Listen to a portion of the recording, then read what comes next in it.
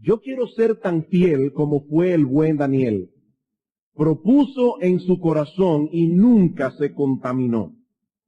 Esta estrofa sencilla, infantil, resume en pocas palabras la vida de este gran hombre de Dios, que propuso en su corazón ser fiel sin importar las consecuencias y mantuvo ese compromiso hasta el final de sus días. Nunca se contaminó. No que nunca haya pecado, porque dice la Biblia que no hay un hombre que haga siempre el bien y nunca peque, pero sí permaneció firme en su determinación de obedecer a Dios y serle fiel a una costa de su propia vida. Daniel se distinguió de muchas maneras en su larga carrera como hombre de Estado, primero en el imperio babilónico, luego en el imperio medo-persa. Pero la característica que sobresale y lo distingue en su devoción es su devoción a toda prueba. El coraje de permanecer aferrado a sus convicciones en medio de la más grosera corrupción moral y religiosa. Es eso lo que hace de Daniel un modelo digno de ser imitado. Así que lo que expresa esta canción infantil no es un deseo infantil. Todo niño, joven, adulto, anciano, debe anhelar y procurar de todo corazón imitar la fidelidad de este hombre de Dios. Pero eso no es tan sencillo como cantar "Yo quiero ser tan fiel como lo fue el buen Daniel". Vivir como él vivió es algo mucho más complejo y demandante. Y en la mañana de hoy vamos a introducirnos en la vida de Daniel, considerando los primeros 8 versículos del capítulo 1. Daniel, capítulo 1, los primeros 8 versículos, un texto clave para comprender todo el resto de la historia y la devoción por la que este hombre se distinguió. Dice así la palabra de Dios, Daniel capítulo 1, versículos 1 al 8. En el año 3 del reinado de Joacim, rey de Judá, vino Nabucodonosor, rey de Babilonia, a Jerusalén y la sitió. Y el Señor entregó en sus manos a Joacim, rey de Judá, y parte de los utensilios de la casa de Dios, y los trajo a la tierra de Sinar, a la casa de su Dios, y colocó los utensilios en la casa del tesoro de su Dios.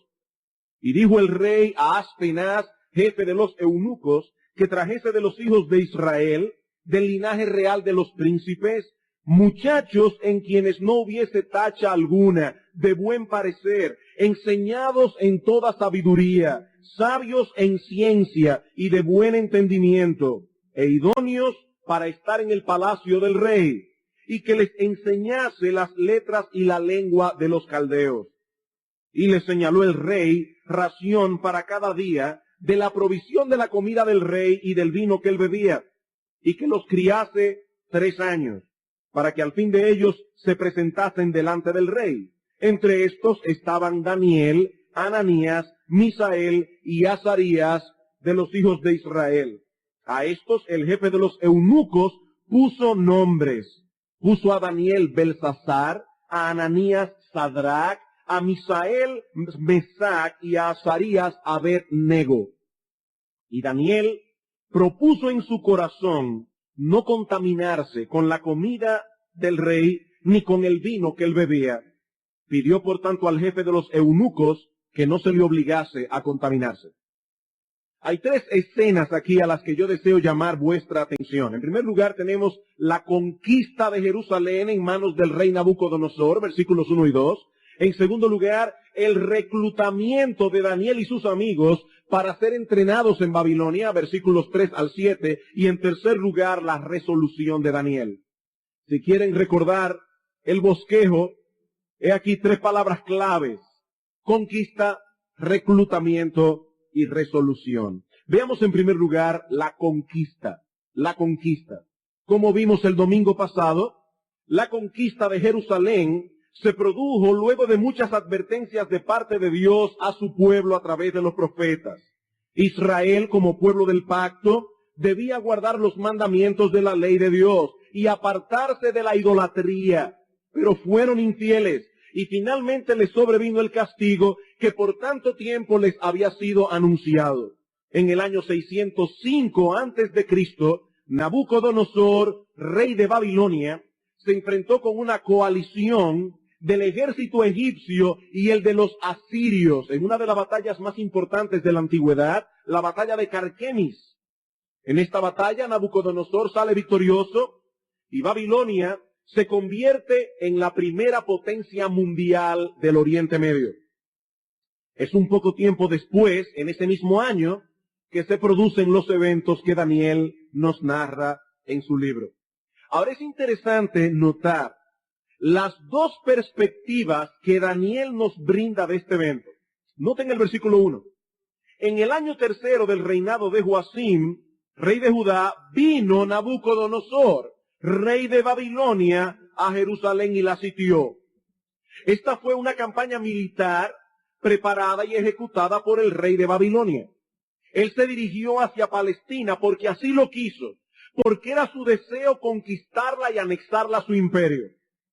Pero en el versículo 2, Daniel nos da otra perspectiva, la otra cara de la moneda. Y el Señor entregó en sus manos a Joacim, rey de Judá. Al hacer lo que hizo, Nabucodonosor estaba cumpliendo el plan soberano de Dios. Eso fue lo que el Señor decretó que ocurriese, que Israel fuera severamente castigado por su pecado. El rey de Babilonia fue la vara que Dios usó para castigar a su pueblo infiel. ¿Era Nabucodonosor un títere en las manos de Dios? De ninguna manera. De ninguna manera. Él actuó como agente responsable. Y algún día tendrá que dar cuenta de sus acciones delante de Dios, incluyendo la manera como él trató a Israel en aquellos días. Pero Dios es el Señor soberano de la historia. Y aun cuando sus criaturas actúan como agentes responsables y llevan a cabo sus propios deseos y su propia voluntad en una manera misteriosa y que escapa a nuestra razón, estas criaturas llevan a cumplimiento el plan soberano de Dios. Queridos hermanos y amigos, a menos que contemplemos todos los eventos de la historia y todas las cosas que ocurren a nuestro alrededor, a la luz de esta doble perspectiva de la soberanía de Dios por un lado y la responsabilidad humana por el otro, no tendremos una comprensión adecuada de la vida. Dios tiene un plan y lo está llevando a cabo, pero nosotros no somos sus títeres. Somos seres responsables y es como tales que actuamos y tomamos decisiones. Dios es soberano, el hombre es responsable. Si Daniel no hubiese tenido presente esas dos caras de la moneda, es probable que no hubiese actuado como actuó. Él sabía que había ido a parar a Babilonia por la voluntad soberana de Dios. Pero también sabía que eso no anulaba su responsabilidad como ser humano y como creyente. Él no pensó dentro de sí, bueno, si peco no es mi culpa, Dios es soberano, Él fue que me trajo aquí, Dios fue que me puso en esta situación.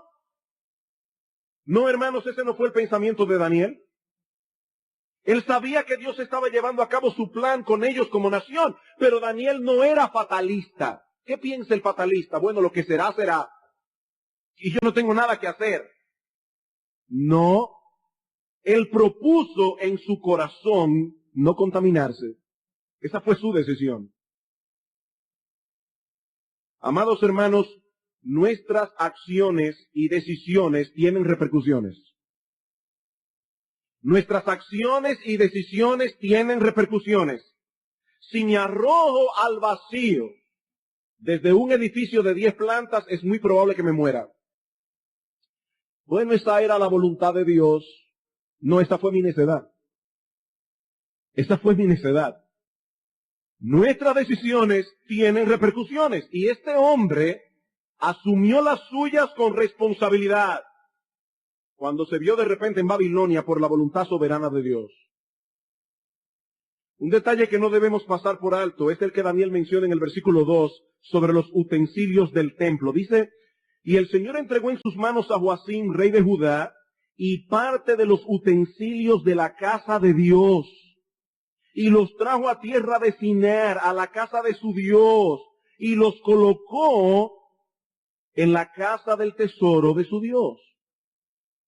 Muchos judíos en la época de Daniel pensaban que Dios no permitiría la conquista de Israel, porque allí estaba el templo de Jehová, el lugar donde Dios manifestaba su gloriosa presencia en el Antiguo Testamento.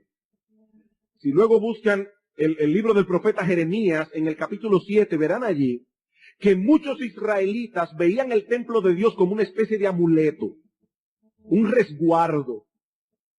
Mientras el templo de Dios esté aquí, estamos seguros, Dios no permitirá que su casa sea profanada.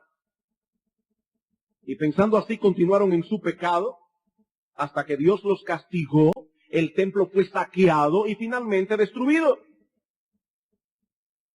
Precisamente por ser el pueblo de Dios, y porque en medio de ellos estaba el templo de Jehová, donde Dios manifestaba en el Antiguo Testamento su gloriosa presencia, Israel debía poner todo empeño en ser fiel al pacto. A mayor privilegio, mayor responsabilidad. Dice el Señor Jesucristo en Lucas capítulo 12, versículo 48, que a todo aquel a quien se haya dado mucho, mucho se le demandará. Y al que mucho se le haya confiado, más se le pedirá. Israel tuvo grandes privilegios en el antiguo pacto, pero no fueron fieles a Dios. No fueron consecuentes con lo mucho que se les había dado y fueron severamente castigados. Los utensilios del templo fueron a parar muy probablemente al templo de Marduk o al templo de Bel en Babilonia. Dios mismo los entregó en manos de Nabucodonosor. Queridos hermanos, esto debe ser una gran advertencia para todos nosotros. Nosotros somos el pueblo de Dios del nuevo pacto. Y como tales disfrutamos de privilegios aún mayores que los que Israel disfrutó. Pero no olvidemos que nuestro Dios sigue siendo un Dios santo. Las iglesias locales pueden ser abandonadas por Él cuando sus miembros toman en poco su palabra. En el libro de Apocalipsis, Cristo advierte a la iglesia en Éfeso que retiraría el candelero de su lugar si no se arrepentían de su pecado de desamor. Que Dios nos libre, hermanos, de ser los culpables, de que su gloria deje de manifestarse con poder en medio nuestro, como lo ha sido hasta ahora. Que Dios nos libre. A lo largo de los años, hemos visto aquí a muchos venir al conocimiento de Cristo. Y les hemos visto crecer y perseverar por el poder y la gracia del Espíritu Santo. La gloria de Dios se ha manifestado y se sigue manifestando en medio nuestro. Y gloria a Dios por eso, porque eso es de pura gracia que Él lo hace. Pero mis queridos hermanos, no lo demos por sentado. No demos por sentado que eso siempre será así. Si Dios retira su candelero de esta iglesia, este edificio se convertirá en un museo, en un club religioso y nada más. Es tu responsabilidad, es mi responsabilidad, no ser la causa de que una cosa tan terrible ocurra en este lugar. Es tu responsabilidad, es mi responsabilidad. Mis hermanos, no cometamos el error que Israel cometió y tomemos en serio sus advertencias, porque Él es fiel cuando promete, pero también es fiel cuando amenaza. Si le negáremos, Él también nos negará. Daniel interpretó correctamente la historia.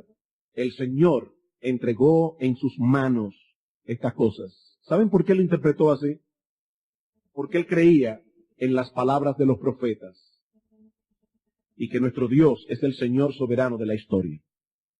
Seguramente muchos judíos se estaban preguntando, ¿dónde está Dios en medio de esta calamidad?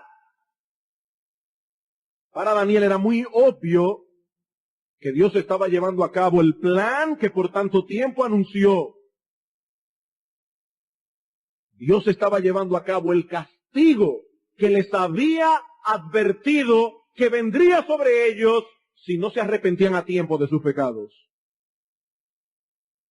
He aquí entonces la primera escena que Daniel nos presenta en el texto, la conquista de Jerusalén en manos de Nabucodonosor. Veamos ahora en segundo lugar el reclutamiento.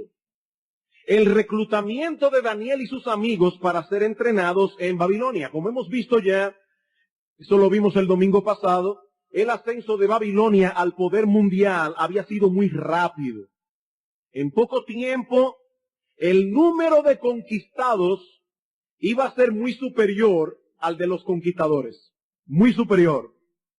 Controlar un imperio tan grande iba a ser una empresa muy difícil. Así que Nabucodonosor diseñó un plan, una estrategia genial. Seleccionar a un grupo de jóvenes de las naciones vencidas y babilonizarlos. Ese era el plan. Seleccionar a un grupo de jóvenes y babilonizarlos. Cambiarles su forma de pensar, sus gustos, sus inclinaciones, sus ideas y convertirlos en babilonios. Noten el versículo 3.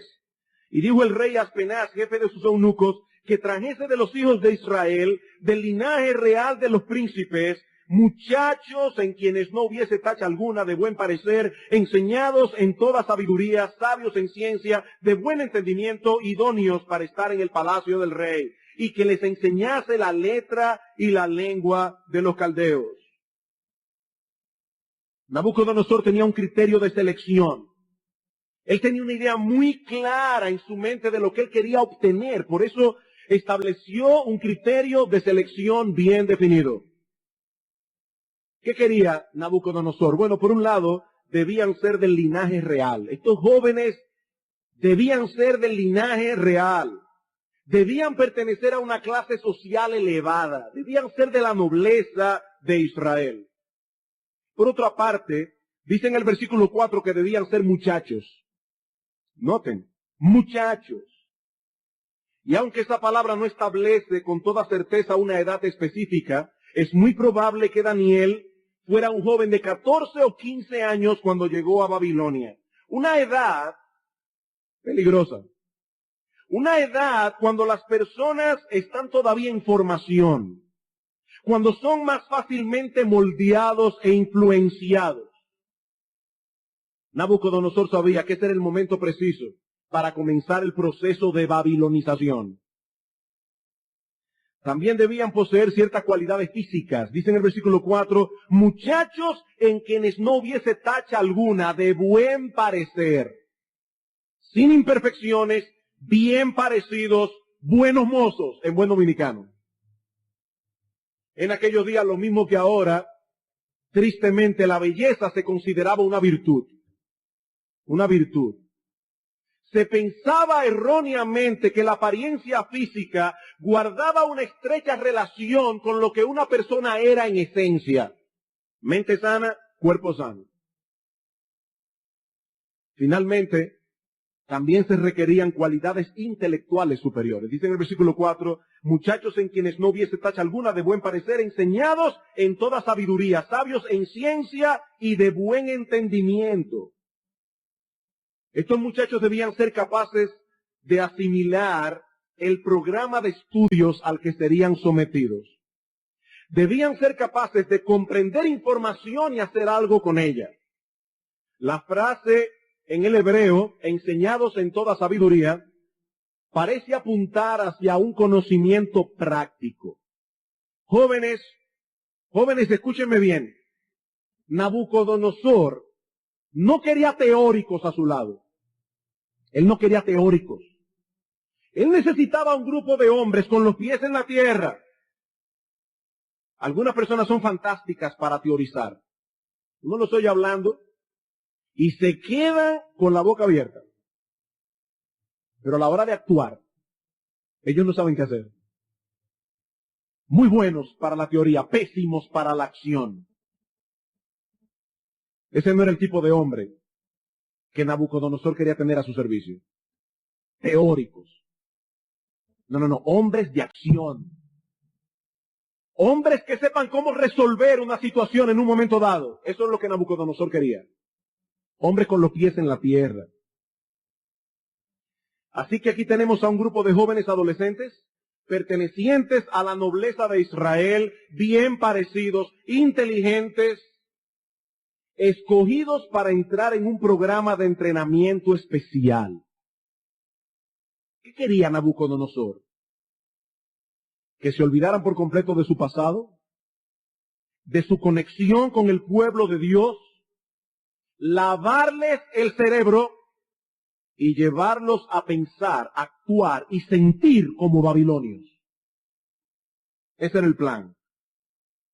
Ahora, antes de considerar la estrategia que Nabucodonosor usó para alcanzar ese propósito, quisiera traer en este punto aquí, hermanos, una nota de aplicación. Amados hermanos, lo que Nabucodonosor quiso hacer con estos jóvenes es exactamente lo mismo que el mundo quiere hacer con nuestros hijos. Exactamente lo mismo. El mundo quiere que ellos piensen, actúen y sientan no conforme a los patrones y estándares de Dios revelados en la Biblia, no, sino conforme a los patrones y estándares del mundo. Y si no los cuidamos de las influencias que el mundo usa para lograr sus propósitos, queridos hermanos, vamos a perder a nuestros hijos. Y ya no hay que ir a Babilonia. No.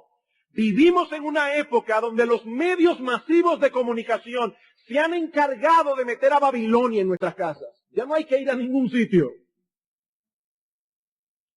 Y muchos padres parecen estar en Babilonia. Muchos padres parecen no estarse dando cuenta de lo que el diablo está haciendo con sus hijos. Les permiten que se expongan indiscriminadamente a todo tipo de películas, a todo tipo de música, a todo tipo de programa de televisión, como si esas cosas no fuesen a hacer ningún efecto en ellos. Hermanos, el enemigo de nuestras almas no actúa a tontas y a locas. Pablo dice en Efesios capítulo 6 que él tiene estratagemas. Él no actúa a tontas y a locas. Si permites que tus hijos se expongan a todo eso sin el cuidado debido, absorberán la filosofía del mundo. Y no te extrañes después cuando veas que tienen el corazón endurecido y que no quieren saber nada del Evangelio, porque es para eso que tú los estás educando. Para que sean ciudadanos de Babilonia, no del reino de Dios. Yo sé que una buena educación no garantiza que nuestros hijos se van a convertir. Padres piadosos tienen hijos impíos. Eso es una realidad. Pero es una responsabilidad nuestra como padres criarlos para Dios y exponerlos a los medios que Dios ha prometido usar para salvar sus almas mientras los guardamos, sobre todo en la adolescencia, de todas aquellas influencias que el diablo usa para endurecerlos y alimentar sus pasiones. Esa es nuestra responsabilidad. Bueno, pastores, que mis hijos no son cristianos y por eso vas a dejar que envenenen sus mentes y corazones, que vayan al cine cuantas veces quieran, a ver lo que quieran, que escuchen la música que quieran, que vean toda la televisión que quieran. Mi hermano, están babilonizando a tus hijos y tú lo estás permitiendo. Los estás sacrificando a Moloch. Y le vas a dar cuenta a Dios algún día por eso. Los estás entregando a Moloch. Ahora, yo no estoy diciendo con esto que debemos tomar el televisor, el equipo de música y echarlo a la basura. No, yo no estoy diciendo eso. Yo no estoy diciendo que nosotros no debemos exponernos a los medios de comunicación. No. Pero si no estamos conscientes de la filosofía, del peligro que hay detrás de todo eso, y no guardamos nuestras propias almas y las almas de nuestros hijos, sean creyentes o no, no nos sorprendamos después cuando veamos el efecto de ese proceso de babilonización en sus vidas, en nuestras vidas.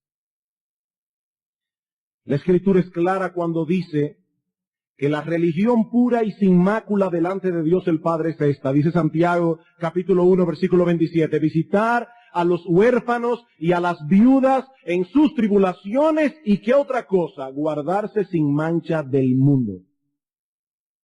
Guardarse sin mancha del mundo. Y más adelante dice Santiago en el capítulo 4, versículo 4, oh almas adúlteras, ¿no sabéis que la amistad con el mundo es enemistad contra Dios? Cualquiera pues que quiera ser amigo del mundo se constituye en enemigo de Dios. No seamos simples, hermanos, porque el enemigo de nuestras almas no lo es. No lo es.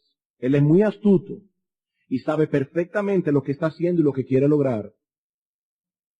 Él quiere que tú y yo pensemos, actuemos, sintamos como el mundo piensa, actúa y siente, y que eduquemos a nuestros hijos bajo este mismo patrón. No os conforméis a este siglo, dice Pablo en Romanos capítulo 12, versículo 2.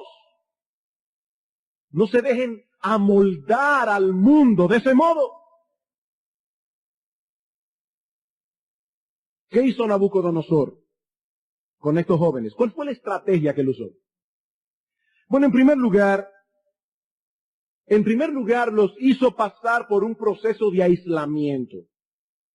Un proceso de aislamiento. Dicen los versículos 3 y 4 que estos jóvenes fueron llevados a vivir en el palacio del rey. No estaban en un gueto. No fueron llevados al gulag. No. Ni a un campo de concentración. ¿Saben una cosa? Allí, en un campo de concentración, hubiese sido más fácil ser fiel a Dios. Pero Nabucodonosor fue más sutil y más letal.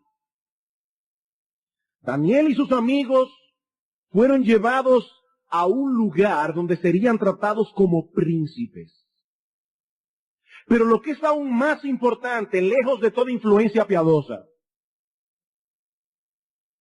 separados de sus padres, de la adoración a Dios, de la enseñanza de su palabra, de la comunión con su pueblo, el proceso de babilonización requería de ese paso de aislamiento.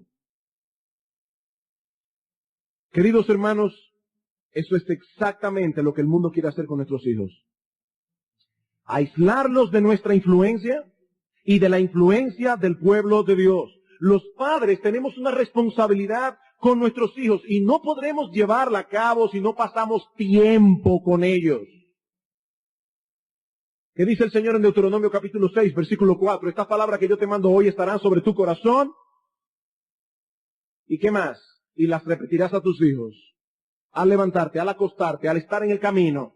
Dios está presuponiendo que nosotros vamos a pasar tiempo con nuestros hijos. Y lo mismo en el libro de Proverbios. Allí encontramos a un padre piadoso instruyendo a su hijo adolescente.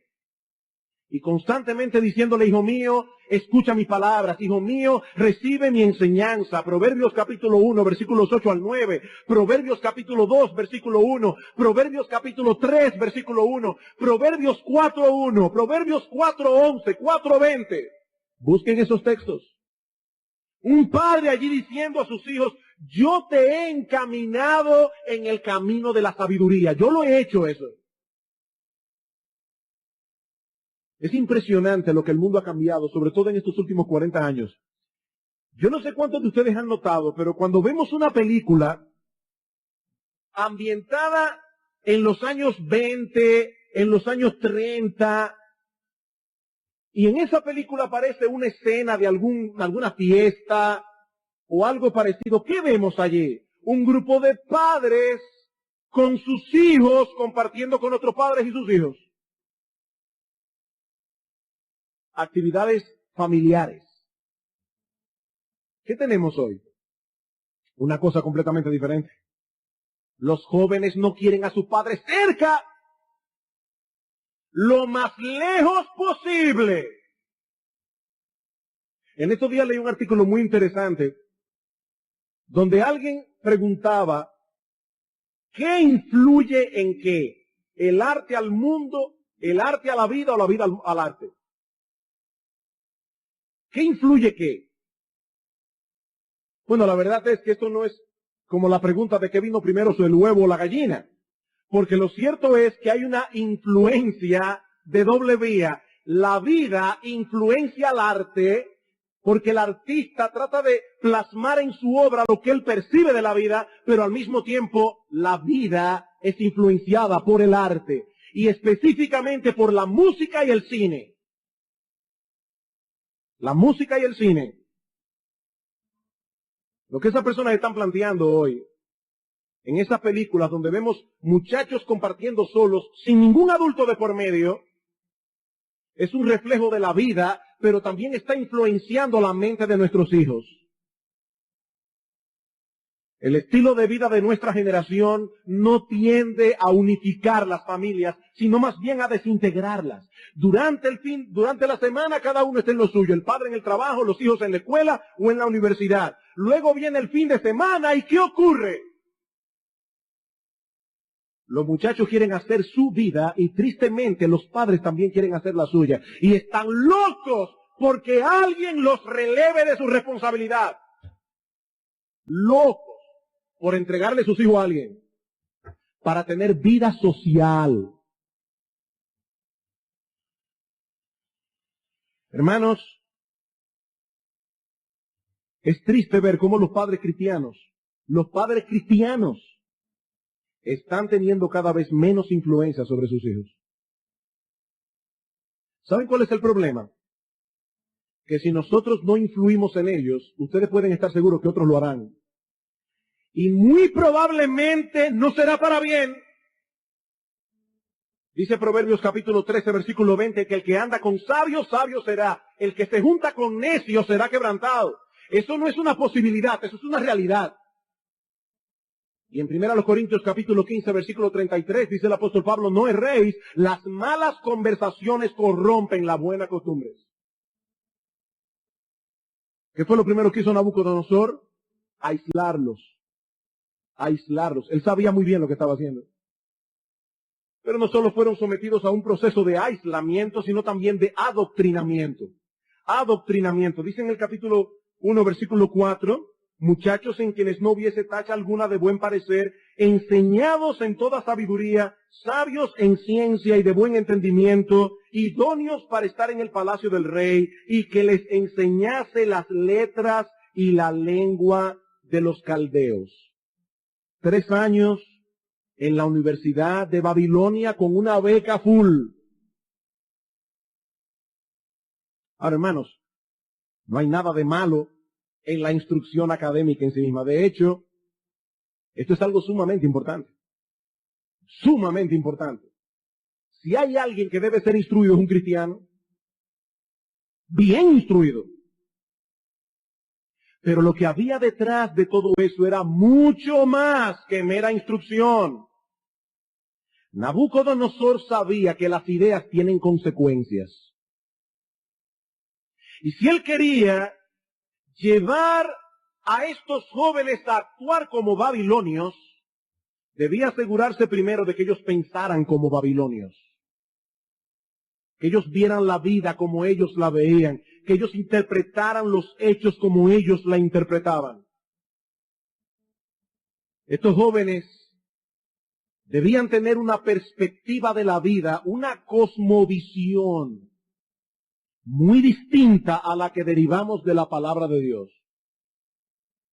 En la Universidad de Babilonia, Daniel y sus amigos no estarían en ninguna clase donde las materias se impartieran teniendo relación alguna con el Dios de Israel.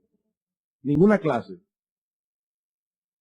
Nuestro Dios creó todas las cosas y por lo tanto es imposible que lo perdamos de vista cuando impartimos correctamente instrucción académica. No importa que se trate de historia, geografía, biografía, matemáticas, nada.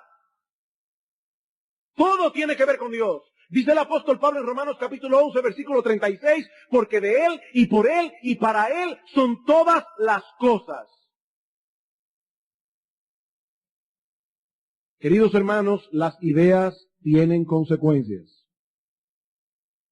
Una educación humanista y secularizada no es una educación neutral, es una conspiración contra el Dios Todopoderoso que creó todas las cosas para su gloria. La meta de ese tipo de educación es desterrar a Dios de nuestras vidas o circunscribirlo a una gaveta donde va lo religioso y lo espiritual. Dios tiene que ver conmigo cuando yo vengo a la iglesia, pero cuando yo voy a la calle a trabajar como profesional, eso no tiene nada que ver conmigo. Ahí lleva la educación secular, ahí lleva la educación humanista. Nabucodonosor quería que estos jóvenes dejaran de pensar como israelitas y comenzaran a pensar como babilonios. Pero no solo los hizo pasar por un proceso de aislamiento y adoctrinamiento, sino también en tercer lugar por un proceso de asimilación. Un proceso de asimilación. Este proceso comenzó en el mismo instante en que se llevaron a estos muchachos a vivir en el Palacio Real. Imaginen a estos adolescentes jóvenes, bien parecidos, inteligentes, en medio de aquel lujo, de aquellas comodidades, rodeados de gente famosa e importante. Imagínense eso. ¿Qué efecto tendría esto en el corazón de estos jóvenes? Eso era parte del entrenamiento. Probablemente Nabucodonosor quería que se acostumbraran a la buena vida. A la buena vida. Y que lo vieran a él como el benefactor que les facilitaba todas esas cosas. Y hasta la comida, hermanos, fue cuidadosamente seleccionada para lograr ese propósito. Versículo 5. Y le señaló el rey ración para cada día de la provisión de la comida del rey. Mientras los otros cautivos estaban comiendo basofia, Daniel y sus amigos estaban comiendo muy bien de la ración de la comida del rey y del vino que él bebía. Visualicen hoy día a un joven bien parecido, brillante, con un Jaguar, un Lexus, una tarjeta de crédito ilimitada, un celular, y viviendo en la casa de Donald Trump o de Bill Gates. Eso fue lo que le pasó a Daniel en Babilonia. Eso fue lo que le pasó a Daniel. Solo a la edad de 15 años, una beca en Harvard y un futuro asegurado. Y un individuo detrás moviendo todos esos hilos para corromper su corazón. Estos muchachos tenían todas las de perder. Todas las de perder. Y por si todo eso fuera poco, finalmente, estos muchachos pasaron por un proceso de reidentificación. Noten todo el proceso, un proceso de aislamiento, un proceso de adoctrinamiento, un proceso de asimilación y ahora un proceso de reidentificación. Versículo 6. Entre estos estaban Daniel, Ananías, Misael y Azarías de los hijos de Judá. A estos el jefe de los eunucos puso nombres. A Daniel le llamó Belsasar, a Ananías Sadrach, a Misael Mesac y a Azarías Abed-nego. Hasta sus nombres fueron cambiados, para que no tuviesen conexión alguna con su pasado religioso. El nombre de Daniel significa Dios es mi juez. O tal vez significa Dios ha juzgado. El jefe de los eunucos le puso Belsasar, que probablemente significa Belti protege al rey, una de las deidades babilonias. Belti protege al rey. Y así siguieron con los demás nombres, asociándolos de un modo u otro con los dioses de Babilonia. Cada día que estos jóvenes escucharan sus nombres, serían tentados a verse a sí mismos conectados con las deidades babilonias. Cada día, hermanos. Belsasar, ¿verdad que soy yo? Belti protege al rey. Presente.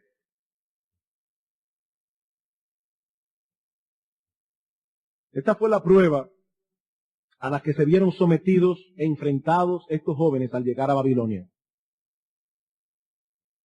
¿Saben, hermanos, cuál fue el secreto de la fidelidad de estos jóvenes? Que a pesar de todo lo que hicieron con ellos, siguieron pensando como israelitas. Ese fue el secreto. Siguieron pensando como israelitas. Los llevaron a vivir al palacio real, los entrenaron, les cambiaron sus nombres, pero no podían cambiarle su forma de pensar. Siguieron pensando como judíos. Dice en Proverbios capítulo 23, versículo 7, que tal cual es el pensamiento en el corazón del hombre, tal es él. Tal cual es el pensamiento del hombre, tal es él. Como tú piensas acerca de Dios, acerca de ti mismo, acerca del mundo que te rodea, así vives. Tu manera de pensar determina tu manera de vivir. Nabucodonosor quiso cambiar la forma de pensar de estos jóvenes, pero ellos tomaron la determinación de no permitirlo. Y eso nos lleva a nuestro último encabezado que veremos más brevemente, la resolución de Daniel. La resolución de Daniel, versículo 8. Y Daniel propuso en su corazón no contaminarse con la porción de la comida del rey, ni con el vino que él bebía. Pidió por tanto al jefe de los eunucos que no se le obligase a contaminarse.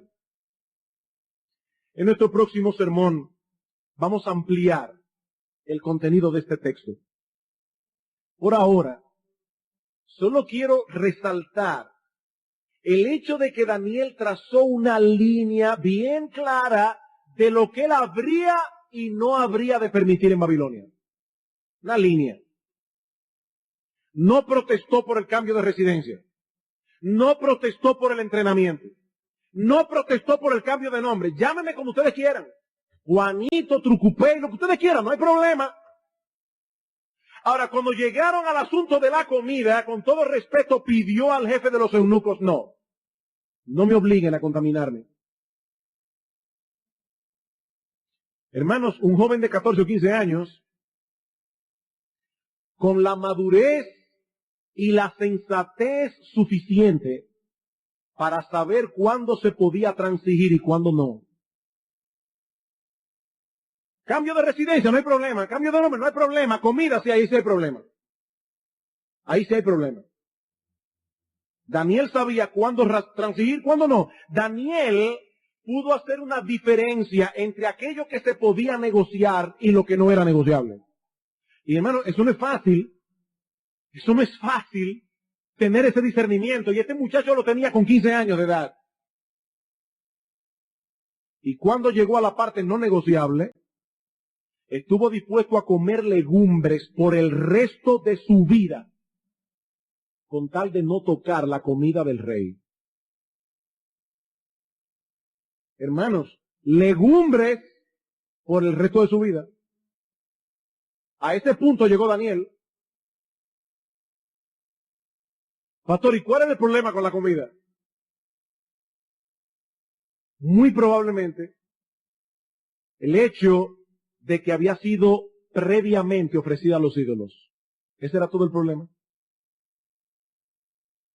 Nada era servido en la mesa del rey sin haber sido dedicado primero a algunas de las deidades babilónicas.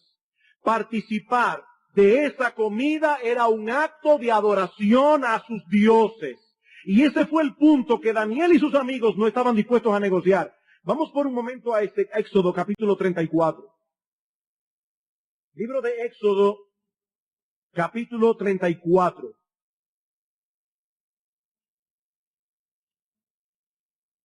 Dice en el versículo 15, por tanto no harás alianza con los moradores de aquella tierra, es decir, con los cananeos, porque fornicarán en pos de sus dioses y ofrecerán sacrificios a sus dioses y te invitarán y comerás de sus sacrificios. Dios veía eso como un problema. Dios le está diciendo, no hagas alianza con ellos porque terminarás participando de sus comidas rituales.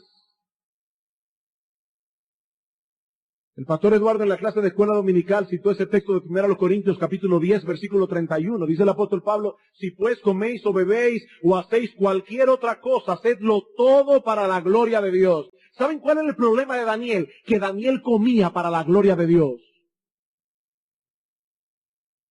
Ahora yo me pregunto, hermanos, con toda honestidad, y en estos días, pensando que iba a hablar de esto, reuní a mis hijos y les decía a mis hijos, yo quiero que hablemos un poco de este asunto. Vamos a ser honestos. ¿Qué hubiésemos hecho nosotros? ¿Qué hubiésemos hecho nosotros de haber estado en el lugar de Daniel? Aquello no parecía una gran cosa.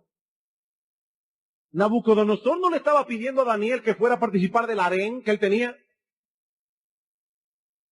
Ni lo invitó a una fiesta orgiástica de esas que los babilonios sabían celebrar muy bien. No. Simplemente que comieran de una comida sacrificada a los ídolos. Eso era todo. ¿Fue Daniel un extremista? ¿Cómo lo hubiéramos juzgado nosotros hoy? Si Daniel hubiese escrito una carta a nosotros desde Babilonia, oye, me tengo un problema aquí, ¿qué les habríamos aconsejado? Bueno, mira, Daniel, cuando ellos estén adorando, en tu corazón, tú le das gracias a Dios y cómete la comida tranquilo. Pragmático. ¿Saben cuál es el problema con ese consejo? ¿Qué hubieran pensado las personas que estaban al lado de Daniel cuando lo vieran participar de ese ritual en la comida? ¿Qué testimonio habrían dado estos jóvenes de su fidelidad a Dios? Hermanos, si Daniel hubiese transigido en este punto, cuando tenía 14 o 15 años de edad, seguramente no hubiese pasado la prueba del foso de los leones. Ni ninguna de las otras pruebas por las que pasó más tarde, ninguna. Como alguien ha dicho, si tú comes con Belial, entonces los leones te comerán a ti. No se puede transigir. Si no podemos ser fieles a Dios en estas cosas pequeñas, hay jóvenes que se preguntan, ¿y si llega una persecución y me quieren quemar en la hoguera? Mira, joven, y adultos que están aquí, son muchas las pruebas que nosotros tenemos que enfrentar todos los días que no tienen que ver con una hoguera. Cosas pequeñas, dicen Cantares capítulo 2 versículo 15, que son las zorras pequeñas las que dañan las viñas, las zorras pequeñas. Comenzamos a transigir en una cosa por aquí, en una violación del día del Señor por allá, en un chiste impropio por aquí ya. Comenzamos a escuchar y ver lo que no debemos ver y escuchar. Y poco a poco nuestros corazones comienzan a enfriarse. Poco a poco. Y poco a poco vemos cómo las cosas de Dios ya no nos satisfacen como antes. Y cómo el mundo se está volviendo delante de nuestros ojos algo demasiado deleitoso. Daniel sabía que lo que estaba en juego allí no era una cosa sin importancia. No. El punto que se estaba debatiendo en ese momento es a quién vamos a agradar. a Dios o a nosotros mismos y a los demás. ¿Para quién vivimos? ¿Para quién vivimos? ¿Para Dios o para nosotros mismos? Amados hermanos, ¿en cuántas cosas de nuestras vidas hemos transigido que no debíamos haber transigido? Y lo que es más triste, lo que es mucho más triste es, ¿a cuántos que no quieren transigir, en vez de estimularlos a seguir siendo fieles a Dios, los criticamos? Porque son demasiado quisquillosos y extremistas. Si Daniel hubiese vivido en esta época y hubiese sido miembro de esta iglesia, ¿habría sido uno de tus amigos? Oye, que Daniel es raro, un tipo raro. Todos los cogen demasiado a pecho. Daniel habría sido uno de tus amigos. Hermanos, eso es muy fácil, ver a Daniel y admirarlo en el libro de la Biblia. Pero vamos a imaginar a Daniel pidiendo membresía aquí en la iglesia hoy. Es muy bueno adorar a los héroes en un museo. No, pero vamos a imaginarnos a Daniel aquí, siendo miembro de Iglesia Bíblica del Señor Jesucristo. Vamos a tomar en cuenta la edad de Daniel. Y yo te pregunto, ¿hubiese sido amigo de tu hijo adolescente? Yo sé que es necesario que Dios obre en la vida de nuestros hijos para que tengan una verdadera transformación y para que lleguen a ser piadosos. Pero hermanos, aquí cabe preguntarnos si nosotros estamos responsablemente criándolos para que lleguen a ser como Daniel y sus amigos, o los estamos criando para que sean como el montón de israelitas que en los días de Daniel no tuvieron problema alguno en comerse la comida del rey. Esa es la pregunta. Yo no puedo convertir a mis hijos. Yo no puedo hacer que sean piadosos. Yo no puedo. Pero yo sí debo criarlos para eso. La pregunta es, ¿estamos nosotros criando a nuestros hijos con Daniel en mente? ¿Sí o no?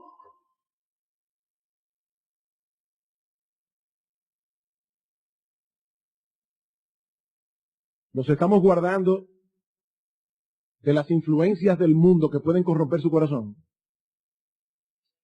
Bueno, pastor, pero fíjese, Daniel estaba en el palacio del rey, lo entrenaron y fue Daniel,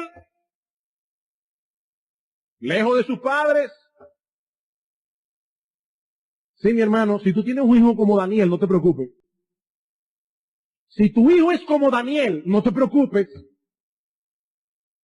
Ahora, Daniel era Daniel. Daniel era Daniel. Y por eso, por la gracia de Dios, pudo subsistir en ese medio tan corrompido.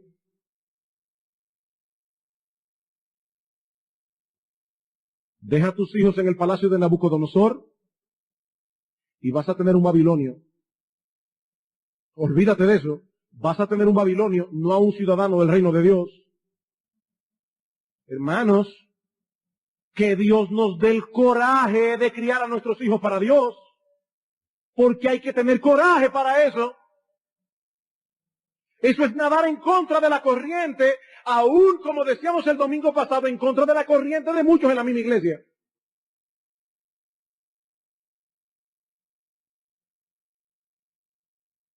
Que Dios nos dé coraje y determinación para criar a nuestros hijos de ese modo, aunque nadie más los esté criando así.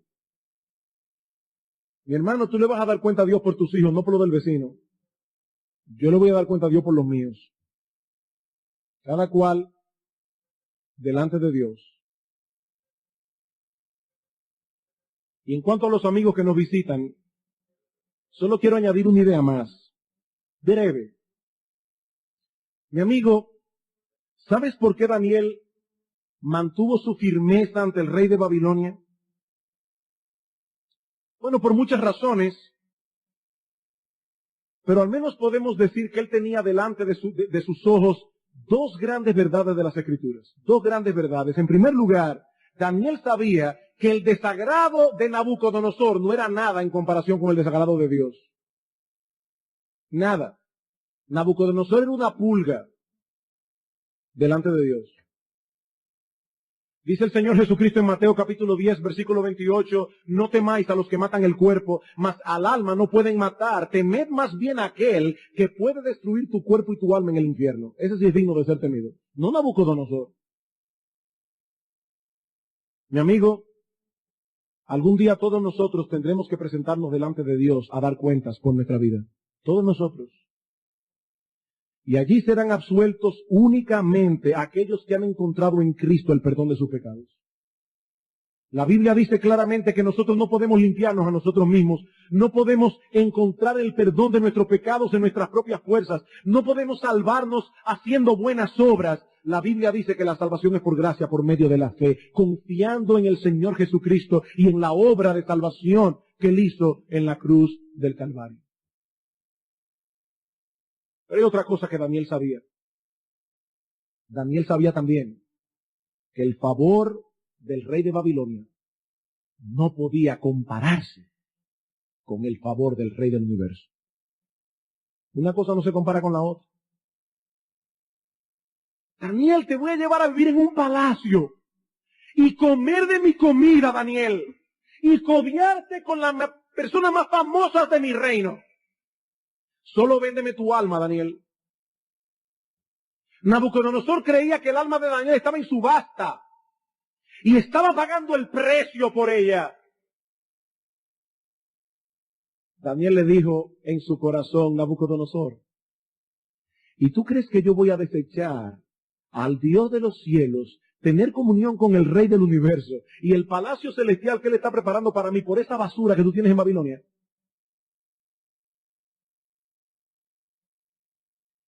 Daniel no fue como los indios de esta tierra que cambiaron espejitos por oro. Daniel sabía que los tesoros del rey no eran comparables con los tesoros de Dios.